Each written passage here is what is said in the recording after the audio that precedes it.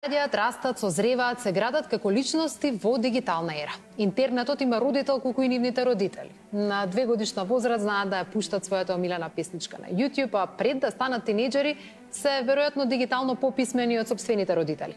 Дали е тоа предност или слабост, опасност или привилегија? Впрочем, колку време вие поминувате на интернет и на социјалните мрежи и дали им поставувате ограничување на вашите деца? Ова е наша тема во Детектор. Почнуваме веднаш.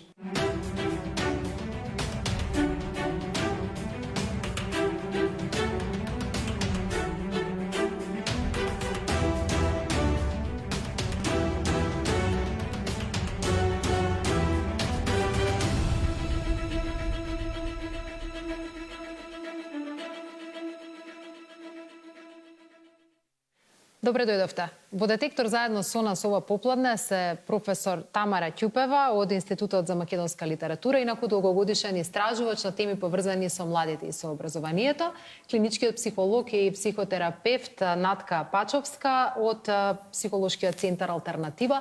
Ви благодарам што сте ова попладне заедно со нас да разговараме за децата и влијанието на интернетот врз нив. Благодариме на поканата.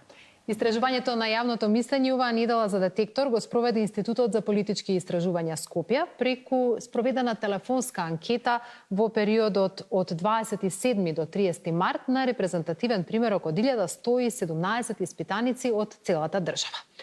На почетокот, пред да ги видиме бројките, прашуваме што е тоа инфлуенсер, особено во македонски контекст. Што се објавува на социјалните мрежи, а што не се објавува? Колку младите луѓе се таргет или пак се потенцијални влијателни личности или инфлуенсери на интернет? Го гледаме прилогот. Инфлуенсер, зборот кој до пред некоја година во Македонија беше непознат. Во светски рамки преминува во професија од која се заработуваат милиони. Се почесто и се повеќе компаниите решаваат своите производи да ги промовираат преку влијанието на социјалните медиуми. Таргет се секогаш младите. Како е да се биде инфлуенсер во Македонија? Ја прашавме 29-годишната Моника Потер. Да се биде инфлуенсер во Македонија, последниве години значи нешто и луѓето се повеќе знаат што е да се биде инфлуенсер и зборот инфлуенсер веќе не е мисловна именка. Се повеќе и повеќе луѓе сакаат да бидат инфлуенсери, но за жал само мал дел од нив вистински влијаат, поготово према младите. Искрено, ако си посветен, се заработува и тоа се заработува супер, поготово во периоди како што е тренд секаде. За нова година, Валентайн кампањи, 8 март, што се заработува пута 3. Меѓутоа, јас преферирам и годишни соработки, мислам дека стварно се заработува. Моника, 8-9 години си активна на социјалните медиуми. Што е променето во овие години? Променето тоа што пред неколку години се постираа само фотографии, видеа, сега е фокусот на Reels, на Stories. Искрено јас поише гледам Stories и Reels отколку обични фотографии, ама и самата Instagram апликација ги фаворизира тие Reels. Друго нешто што е променето, што имавме некој тренд пред 2 години кога секој мислеше дека може да биде инфлуенсер, дека тоа туку така, постирај, прифаќај соработки на компензација, нека ти праќаат брендови продукти и се станува инфлуенсер. Своето секојдневие Моника го живее заедно со своите 25.000 следбеници на Инстаграм. Преку незините фотографии и видеа, барем за момент, можете да отпатувате на некоја далечна дестинација или да посакате некој убаво вино, тестенини, сладолед или круфни. Започнав скроз спонтано, никогаш не мислев дека ќе се бавам, ниту па дека ќе дојде време кога ќе се заработува од Инстаграм. Се споделував слики од моите патувања, шетања, излегувања, значи како секој обичен човек.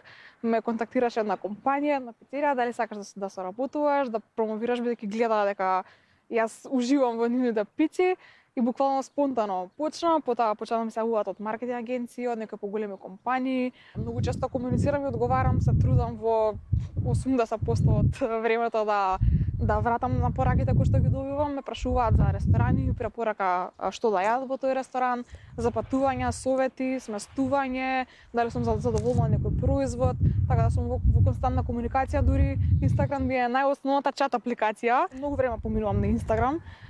Скрин тајм имам околу 8 часа, бидејќи работам тој приватно маркетинг, така да едно работно време поминувам на мојот телефон, а дефинитивно најмногу време поминувам на Инстаграм од сите апликации. Треба ли инфлуенсерите да имаат одговорност за она што го објавуваат преку социјалните мрежи со оглед дека таргет се секогаш младица? Не само што треба да се има одговорност, туку и многу од нас имаат одговорност, бидејќи пред се знаеме дека комуницираме со млада публика. Значи рекламирање на обложувалници, брзи кредити, апчиња за слабење, знаеме на кој начин тоа пројде во нашата држава и знаеме дека тоа е манипулирање онако класично што јас апсолутно не го поддржувам. Лоши искуства сум имала само во соработка со некој, тоест не е тоа соработка, него откако ќе сум објавила лошо ревју за некој ресторан или кога сум незадоволна од некој бренд, сум добила некоја критика, ти сакаш да нас затвориш или не знам што, мислам дека се поише и поише се го сваќа тоа како конструктивна критика и многу ми пишуваат го променивме тоа, дојде да пробаш пак и слично, така да мислам дека луѓето се научија дека не е секоја критика злонамерна, туку некогаш е конструктивна таа критика. Имаш ли некоја објава на која што си посебно горда, на некој лично да му имаш помогнат? Посебно сум горда на сите патувања кои што сум ги добила и сум ги поминала и на тоа искуство секаде низ светот, на соработката со авиокомпании кои што ги имам, на светски брендови и последна кампања која што ја имав и на која што сум посебно горда е со СОС детско село и парите кои што ги собравме заедно со девојките за децата. Али сметам дека многу инфлуенсери дека нас помагаат и донираат и тоа не го споделуваат. Искуството на Моника сепак покажува дека македонскиот интернет пазар е се уште далеку од оној во земјите во регионот, додека македонските инфлуенсери засега се многу зад своите колеги во светски рамки. Иван, видовме дека за да се објавува и да се заработува на интернет е потребно многу време поминато на социјалните мрежи. Колку време поминуваат граѓаните кои не се влијателни личности на интернет? Па и граѓаните кои што не се влијателни личности доста долго од своето време го трошат на интернет. Тоа го покажуваат резултатите од истражувањето на јавното мислење. Еве ги бројките. Најголем процент од граѓаните, 20,5%, велат дека на интернет поминуваат помеѓу 1 и 2 часа секој ден. Следни на скалата се оние кои што поминуваат над 4 часа. 17,5% следуваат помеѓу 2 и 3 часа, 15,4% помалку од 1 час. Јутоа детектор провери кои се оние кои што најдолго поминуваат од своето време на интернет, односно повеќе од 4 часа и еве гледате. Групата на граѓани од 18 до 29 години, најмладите најмногу поминуваат од своето време на интернет, дури 34,8%. Од 30 до 39 години, 27,9% поминуваат над 4 часа дневно на интернет и како се зголемува возрастната граница, така се намалува и бројот на оние граѓани кои што повеќе од 4 часа поминуваат на интернет. Следното прашање ни покажува како граѓаните го оценуваат влијанието на интернетот врз децата. Убедливо мнозинство од 66,6% велат дека влијанието на интернетот врз децата е негативно. И овде имаме интересни резултати од подгрупите. Првен ќе ја погледнеме разликата кај етничките групи. Кај македонците 71,3% рекле дека влијанието на интернетот врз децата е негативно. Кај албанците овој процент е помал, 49,4% од етничките албанци велат дека влијанието на интернетот е негативно, но 37,9% сметаат дека влијанието на интернетот е позитивно.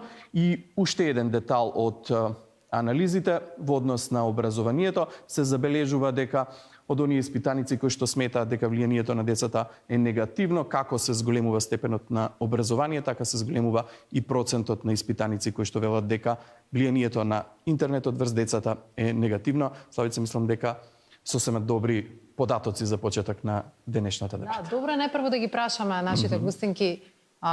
Дали ова треба да загрижува што секој трет млад човек поминува повеќе од 4 часа на интернет или тоа е едноставно нормално во времето во кое што живее?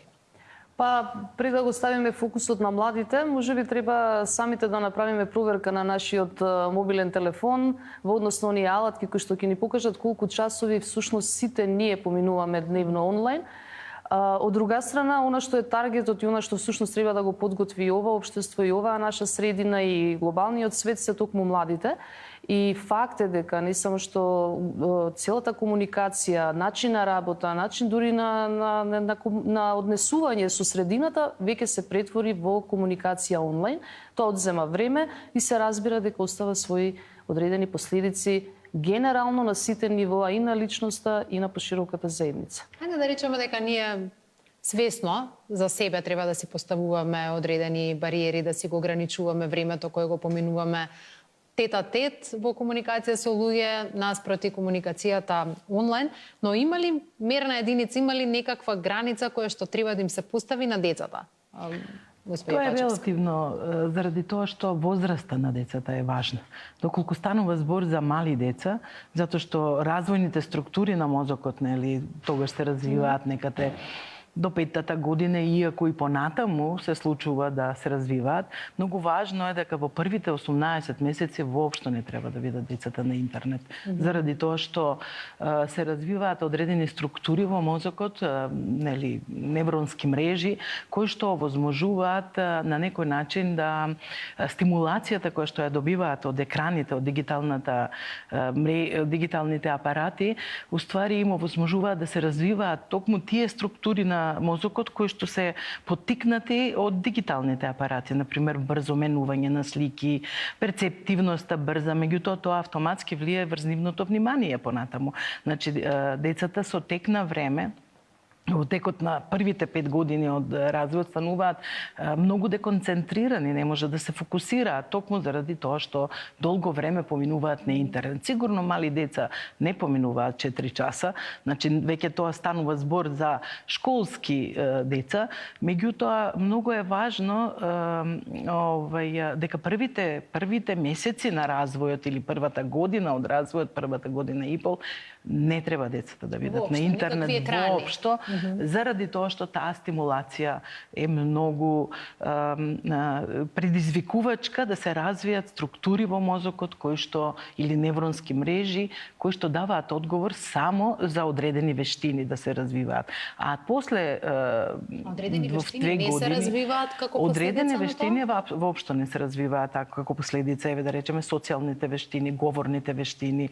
Нели имаме многу ситуации кога кажуваат родителите детето ми научи првите зборови англиски или воопшто не зборува, па дури и со гордост сето тоа го кажуваат, а токму тоа е уствари заради пресилно или преголемо време поминување на интернет на мали деца, и тоа сме го виделе заради тоа што родителите имаат повеќе време или немаат време доволно за да им обратат внимание на децата и при тоа го имаат тој момент на да гледат на интернет некои нивни цртани филмови кои што и не се така некогаш не поучни, меѓутоа за таа возраст доста предизвикувачки во однос на неразвивање на одредени структури во мозокот кои што се важни за развивање на социјалните вештини, на емоционалната поврзаност и секако учење на невербалниот говор, затоа што тоа се мали деца кои што со нас комуницираат во најголем број на случаеви невербално, односно емоционално, преку емоционалниот канал,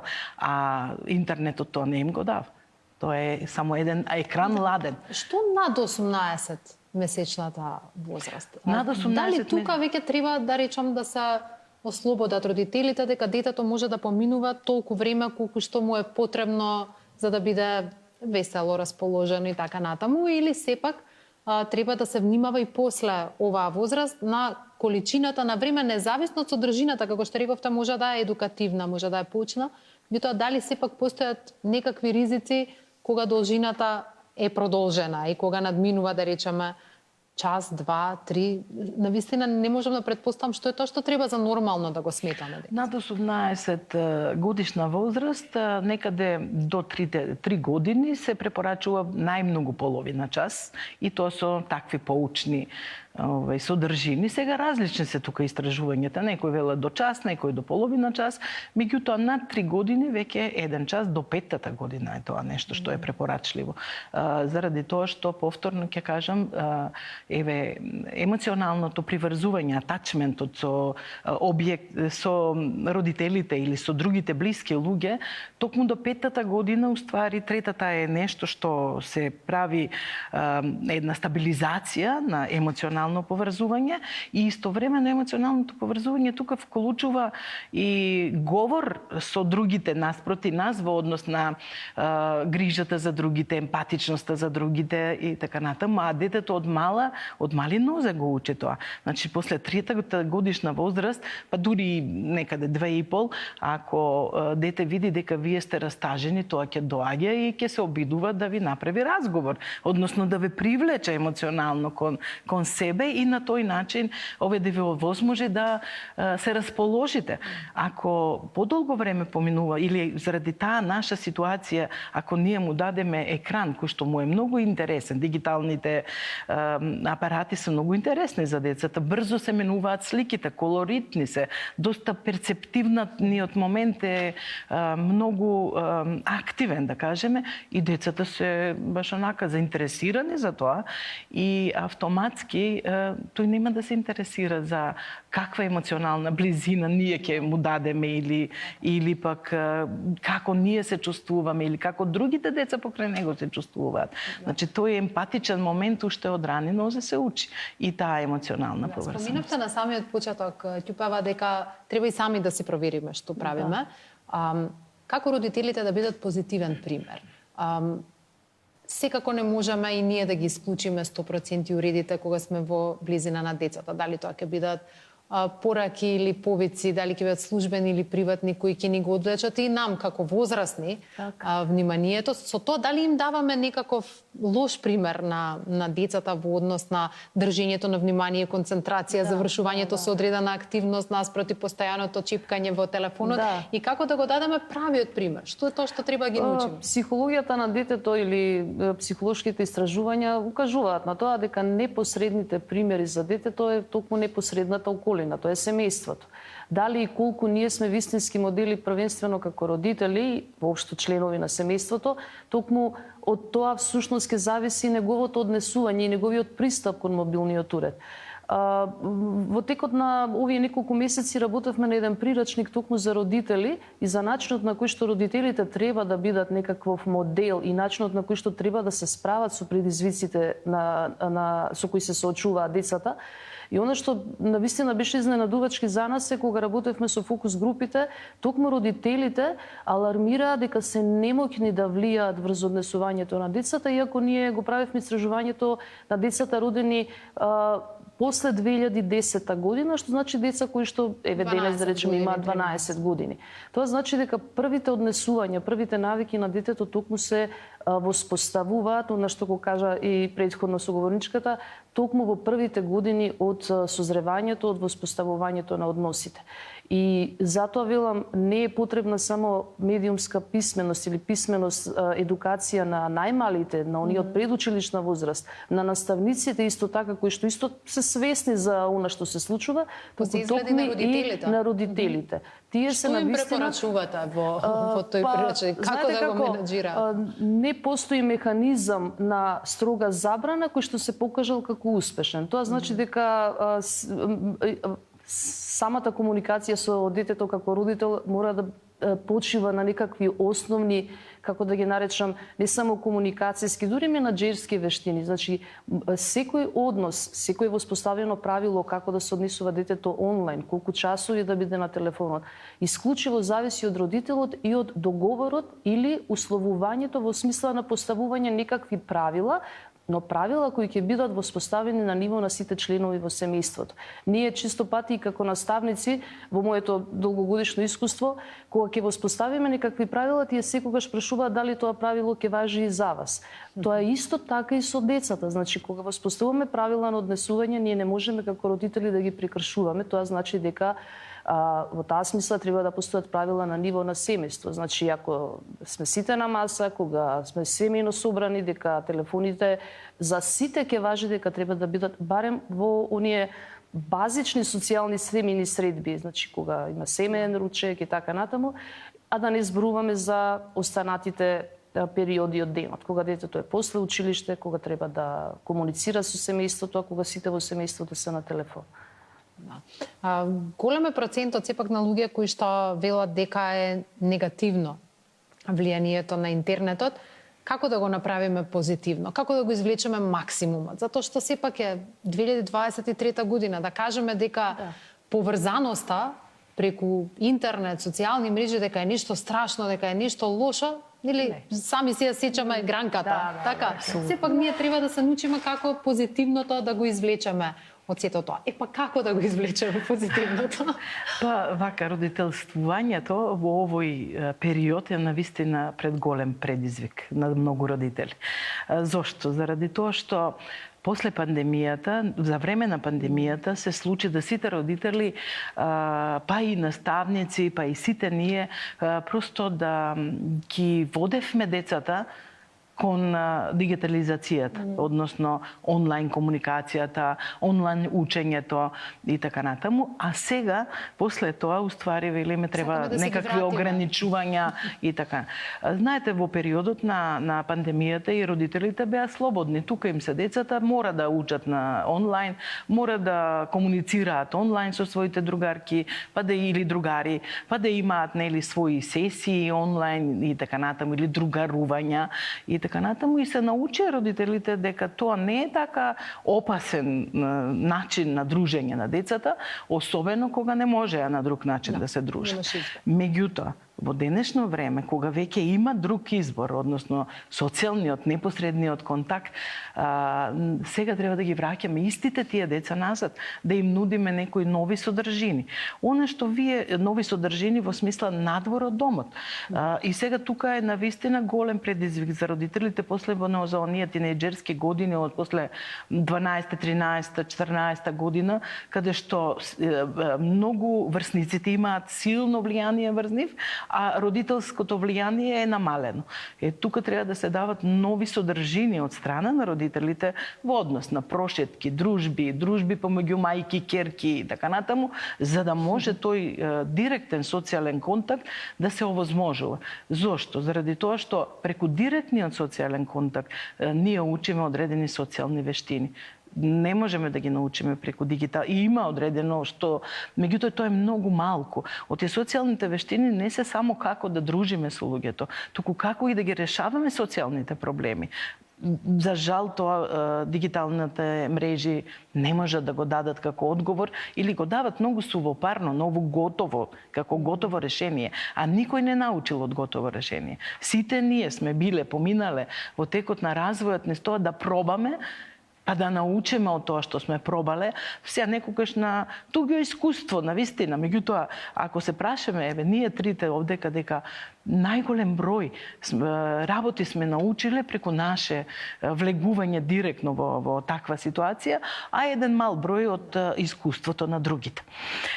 Така да, што прашањето беше како да помогнеме да стане позитивно, да го извлечеме позитивното, бенефитите да ги извлечеме од тоа што денеска живееме во дигитална ера. Така, значи, прво да не стане јасно дека забраните апсолутно не доаѓаат во обзир, затоа што дигитализацијата оди понапред, а ние треба да ја враќаме назад со нашите забрани. Значи, тука треба одредени правила во однос како да се користи и колку време да се користи. За цело семејство, за целото семејство, но истовремено и да се пратат содржините кои што децата ги пратат.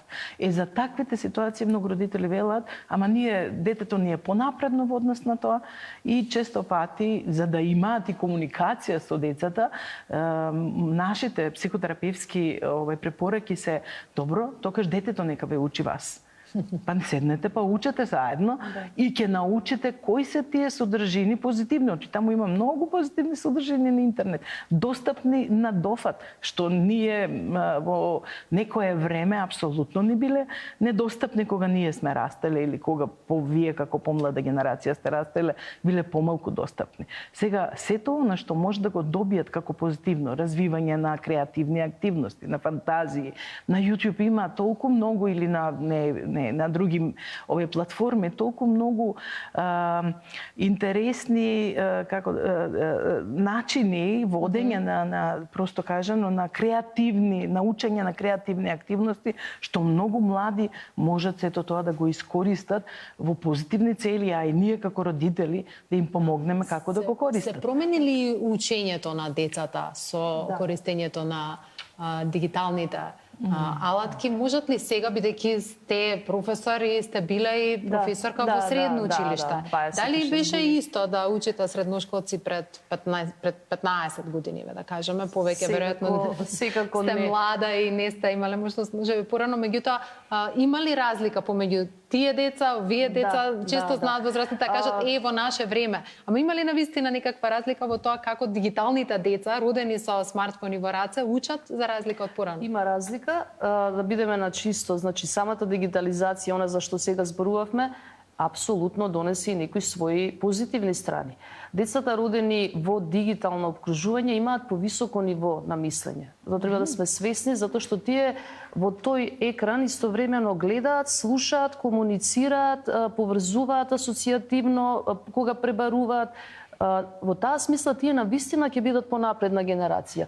Другиот позитивен ефект на онлайн животот на најмалите, сега зборуваме за оние што се баш во основните училишта, тие ќе бидат всушност културолошки најразновидната генерација, затоа што тие се вклучени во еден океан во кој што се измешани нации, култури. Во разговорот со најмалите дечиња кога го правивме истражувањето, тие раскажуваат како следат различни јутубери од Кина, од Соединетите Американски држави, од други краишти. Тие зборуваат за начини на однесување за кои што и ние возрастните не знаеме дека е дел од некоја или дел од нивната култура. Билингвални се, значи зборуваат апсолутно перфектно скоро англиски јазик, го артикулираат како да се буквално родени во тие земји. Од друга страна, дури учат и трети јазици преку фрази, зборови. Просто е запрепастувачки, многу предизвикувачки да се следи тој нивни развој. Тоа е позитивната страна и мора да бидеме свесни за тоа дека на вистина имаат концепт на мислење кој што е поразлично од нас постарите, повозрастните. Но, она што е сериозно нешто кое што постојано ги демне, тоа е нивната емоционална ранливост. Овие генерации, последните генерации со кои што јас работев во гимназијата Орце Николов, цели 26 години бев професорка по македонски јазик, на вистина се емоционално помалку стабилни, помалку отпорни, затоа што во растот и развојот на претходните генерации улицата беше законот кој што требаше да се научи. Сега тие се соочени во еден бришан, отворен простор во кој што се сами. Она што го зборувавме за комуникацијата, постои цела дигитална интернет лингвистика која што тие ја знаат и која што треба да ја научат за да се однесуваат. Не секое дете и покрај тоа што вие ќе му ги дадете основните комуникацијски вештини да комуницира со своите врсници, кога е на социјалните мрежи, кога е во тие 20-тина, 10-тина групи во колку што се вклучени, тој истовремено треба да научи да комуницира со нивниот јазик, со нивните кратинги, со нивната граматика, затоа што ќе биде отфрлен.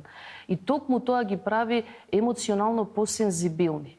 И затоа велам, основите на воопшто медиумската дигиталната писменост е токму емоционалната писменост. Значи секој дете, секој родител мора да направи емоционален одбранбен механизам со кој што детето ќе може да се однесува онлайн, затоа што таму детето патува само.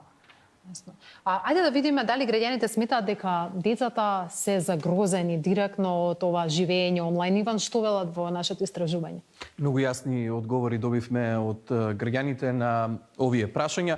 Да одиме директно со резултатите. Генерално, дали децата поминуваат премногу или премалку време на интернет? 78,8% од граѓаните велат дека децата поминуваат премногу време на интернет. Од следното прашање да знаваме што мислат граѓаните, дали треба да биде ограничено времето кое децата го поминуваат на интернет, и овде нема дилема. 87,9% од испитаниците велат да, треба да биде ограничено времето кое децата го поминуваат на интернет. И од последното прашање во овој блог дознаваме дали според граѓаните интернетот влијае на зголемување на социјалната отуѓеност на децата. Погледнете ги бројките, 85% од граѓаните се свесни дека интернетот влијае на зголемување на социјалната отуѓеност на децата. Славица, ова се јасни бројки во однос на размислувањата на граѓаните. Да, ајде да видиме кои се тие опасности, бидејќи зборувавме нели за предности, зборувавме за промените кои ни ги донесе тоа живење, но кои се опасностите, на вистина веќе начавме дел од тие прашања. Професорке, бевте една од оние кои ја објавија и обелоденија јавна соба. Беше страшен случај, веројатно има и други, моја предпоставка, таков тип на групи во кои што се злоупотребува приватноста, интимата на млади луѓе. Ни се минували свесноста во однос на тоа? Пораснали стравот со тој случај, па сега можеби малку повеќе внимавам? Па во суштина и јавна соба како случај дојде токму од ученици или ученички кои беа преплашени од тоа што влегле во таа група и од она што таму се случува, и така всушност тргна јавна соба како случај во јавноста. Што се случи од јавна соба до денес? Се случи промена во свеста кај родителите. Мислам дека беше голем ресет во начинот на кој што ние дискутираме и комуницираме со децата дома на теми кои што сметаме дека детето генерално ги знае затоа што постојано се дружи, се учи од околината. Во однос на како децата сега тоа го прифаќаат, повторно ќе кажам, базата се создава од најмала возраст. И детето се подготвува за однос со средината, виртуелната средина, ако дома воспоставиме однос кој треба да значи предпазливост, неоткривање на одредени податоци, неоткривање, имаме случаи кога најмалите деца ги впишуваат дури картичките на родителите, кредитните картички за да купат дел од она што им треба за нивната видеоигра и така натаму. А од друга страна, ако ги отворите социјалните мрежи, мислам дека и ние како нација покажуваме дека апсолутно не сме подготвени за комуникација на социјални мрежи, но на ниво на свесност каков е механизмот на тие социјални мрежи. Тоа е навистина машина која што ги вади податоците, ги обработува, мојот Facebook профил, моите вести не се идентични како вашите. И мал дел од луѓето тоа го знаат. Не знаат дека мојот коментар, мојата објава на социјалните мрежи е мој идентификација на мојот етички, интелектуален и секаков профил. Тоа се случува и со децата. Децата, велам, се дигитално навистина писмени во смисла на управување со целата таа дигитална, затоа ги нарекуваат уште и палец генерација, дигитални номади, тие се секаде. Меѓутоа не се емотивно, а и искуствено подготвени за интеграција во тој свет и токму затоа тоа е она што ако погледнете што се случува на TikTok. TikTok е една слободна зона во која што заразно како под хипноза постојано се нудат нови содржини, детето поминува низ содржините и во тие меѓу простори на содржини има навистина содржини кои се апсолутно несоодветни за децата на таа возраст. Разноразни порнографски материјали, дури некакви ритуали на одредени секти, како се подготвува, да речеме, експлозивна направа. Сето тоа што тие го кажуваат како да е тоа забава, затоа што навистина не се свесни тие за последиците. И се јавува еден парадокс, дел од тие содржини за децата се застрашувачки, а од друга страна потајно го тераат повторно да оди и да зирне во тоа што е забрането и тоа секако дека остава. И затоа имаме различни случаи, она што го слушавме од родителите, однесување на детето кое што е подложно на стравови, на анксиозност, а не може да го артикулира тој страв, затоа што веќе не знае од која од тие содржини тоа постепено му се всадува. И во таа смисла затоа треба да се разговара најмногу за која видеоигра ја играш. Ќе ја играм или заедно? Можам ли јас да бидам играч, да ме научиш да играм? Кој е јутјуберот што го следи? Затоа што имавме искуство и тој јутјубер свет на вистина е огромен. Има позитивни примери, коментатори на одредени фудбалски надпревари, на кошаркарски надпревари. Коментираат одредени ситуации од животот, но нивниот јазик, лексика, етички кодекс понекогаш им сервира нешто што кај децата е идеално да го примат, затоа што тие се идентификуваат со нив. Да. Добро, колку често децата се жртви на тој сајбербулинг и колку семејствата бараат помош? Сепак работите директно со, условно кажано, нели пациенти, колку е тоа застапено денес? Иако бројката е скромна, можам да кажам, родители и деца кои што се обратиле за помош заради сајбербулингот, сепак има веќе во последните 2-3 години такви случаи каде што доаѓаат родителите и децата за помош и подршка. Да се бара помош. Па најверојатно, меѓутоа, од оно што го дознаваме во текот на работата е дека и децата малку покасно побаруваат помош од родителите.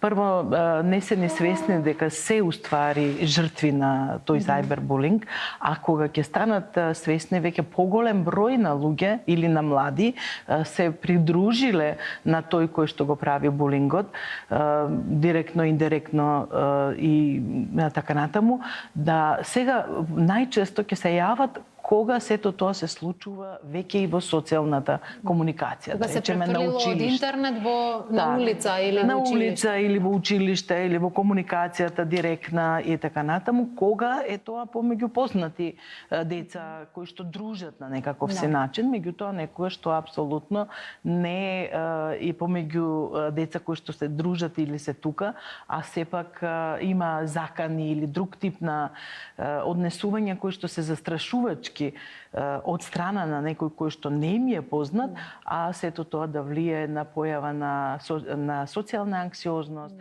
генерализирана анксиозност, депресивна состојба во некои ситуации. Како да препознаат родителите дека детето може би се наоѓа во таква емотивна состојба на време, пред тоа да ескалира, пред да стане уште посериозен проблем? Повторно ќе спомнам дека родителствувањето е родителите се пред голем предизвик со родителствувањето, затоа што кога детето не е во соба преку врата или со отворена врата, не е битно, мислиме дека е безбедно, а уствари и помалку зборуваме кога е тоа така.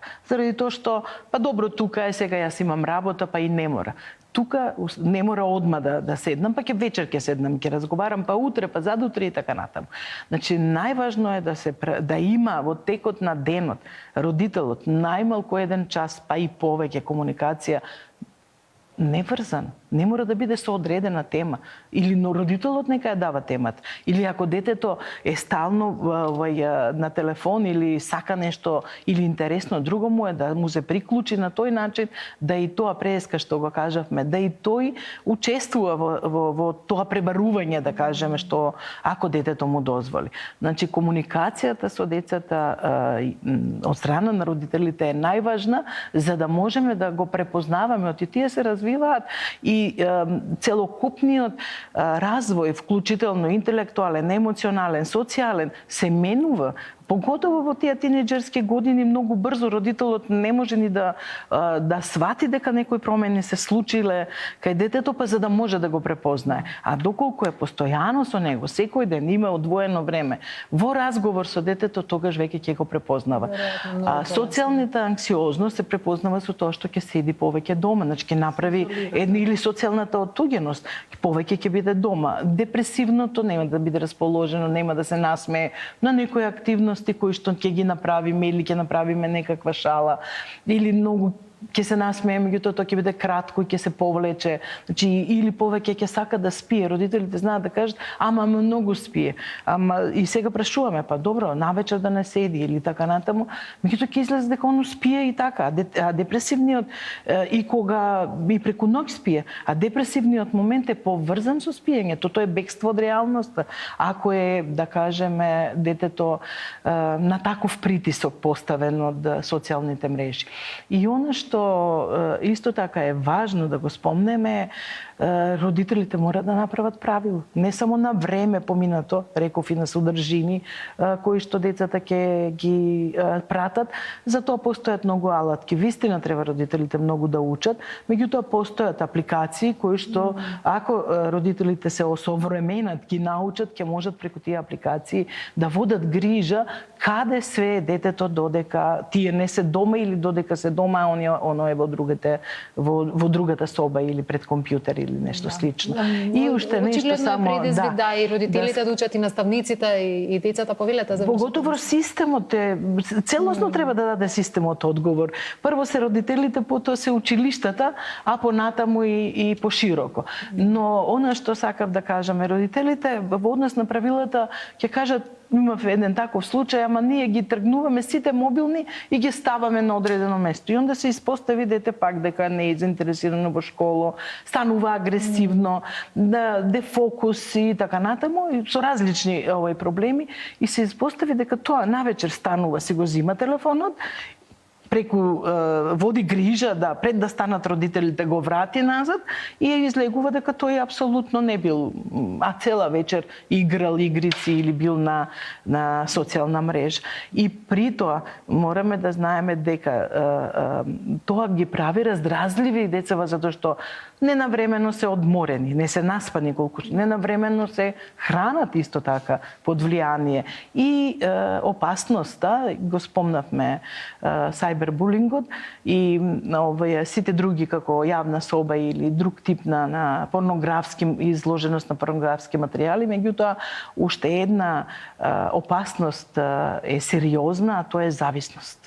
Значи, истражувањата покажуваат дека 5%, амерички се овие истражувања, 5% од сите деца кои што користат социјални мрежи се веќе зависни, а 20% се со тенденција за зависност. Тоа во Америка, кај нас може и повеќе процентот, не знаеме. Морам да кажам дека има само еден мал исчекор, еден позитивен ветер.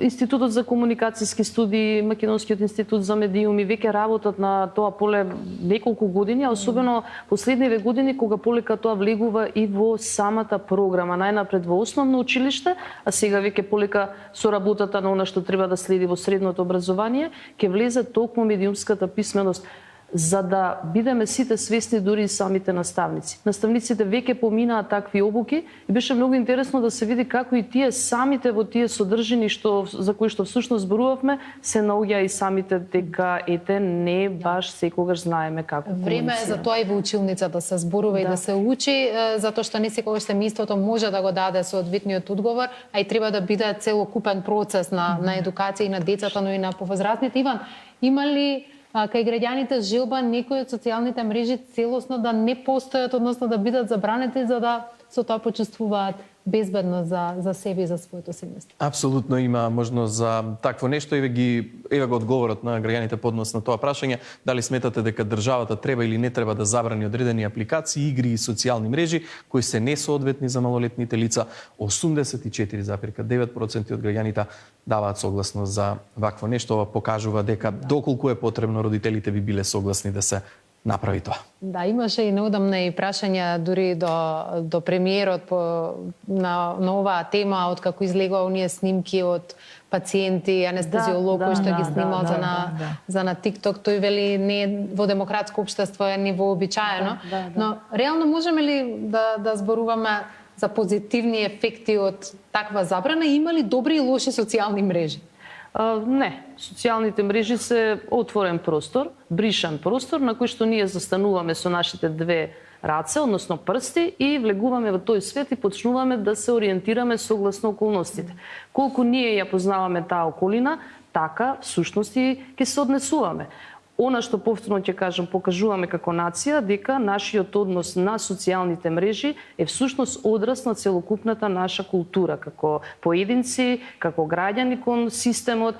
Така што сега е многу лесно јас после оваа емисија да напишам нешто на мојот профил, да вметнам лага, нешто што всушност не се случило и тоа да стане така фино вирално, да се прошири, и вие колку и да се обидувате тоа да го покриете, да го изгасите тој пожар, тоа едноставно станува невозможно. Кога еден лекар, за кој што сметаме дека е академски граѓанин, поминал некаков системски филтер, нели станал граѓанин кој истовремено и професионалец треба да почитува истовремено и некакви права, тоа се правата на пациентите, ги прекршува тие права на најлевтерен начин.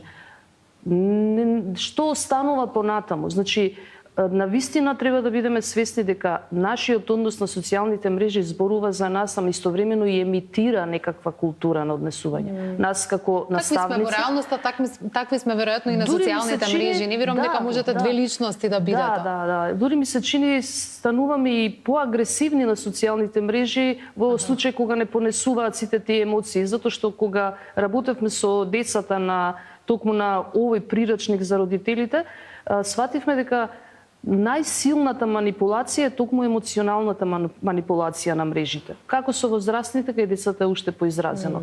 Го нема рефлексот на задршка, чекај, да го проверам ова, а да не зборуваме дека и имаме ние и политичка комуникација и комуникација во која што се вметнуваат де факто лаги кои што продолжуваат понатаму да се интерпретираат низ социјалните мрежи, а немаат никаква... Да, дури ретко кој посетува сајт на институција за да провери што е тоа што... А да не зборуваме кога има изјава некој. Значи, треба да ја сослушаш и да донесеш свој заклучок. А ние всушност сме некоја втора рака, го земаме тоа како изводок и продолжуваме со комуникација. Затоа велам, децата се пак во еден сосема друг свет, тие се во светот на Инстаграм и ТикТок, тие не се на Фејсбук, така што тие пак имаат нови предизвици. Ова се предизвиците за кои претходно зборувавме, кои што се поприлично сензитивни. Да, ќе го направили забраната уште посладко користењето на одредена социјална мрежа. Како сите забрани што прават дека е посладко, како забранетото јаболко кое што е посладко, така и ова ќе биде. Досега забраните не дале позитивен ефект, но правила за користење, едукација, поготово системски одговор, нели, ги спомнавме родителите, но и пошироко општеството, кое што ќе даде, нели, тука ни треба едукација на сите нас. Значи, и на институции, и на сите кои што, поготово кои што помагаат во растот и развојот и на деца од мали носе. Да, обично родителите кога разговаравме со нив, баш во однос на тоа, во однос на односот кон сопственото дете. Зошто поставувате постојано фотографии од вашето дете? Колку често го правите тоа? Во какви се ситуации го правите тоа? Не знам, крштевка, не знам, сега е летен период на плажа. Мислам дека токму никаква забрана тука не може да им помогне ако тие самите на јавноста ја сервираат собствената приватност. Своето дете, својот дом, својот интериер, каде сум, што правам. И тоа веќе стана една таква обсесивна зараза што сите го сервиравме на некој начин приватниот живот на јавноста, се разбира секој согласно своите критериуми за тоа што е јавност, а што е приватност, што е мое, а што е она што треба јавноста да го има можеби како информација. И не се свесни за тоа како тие фотографии, каде тие фотографии може да завршат, во какви се не групи. И на крајот, ние не сме свесни дека децата растат и дека тоа дете во еден момент можеби нема да сака да ги има некој во собственост неговите фотографии кога бил мал или да ги чита тие коментари. Затоа што и во средно училиште се случуваше да извадат фотографија на некој соученик од кога бил помал. Да се исмеваат. И на некој начин му предизвикуваат непријатни ситуации. Многу ви благодарам. По продолжение гледаме реклами.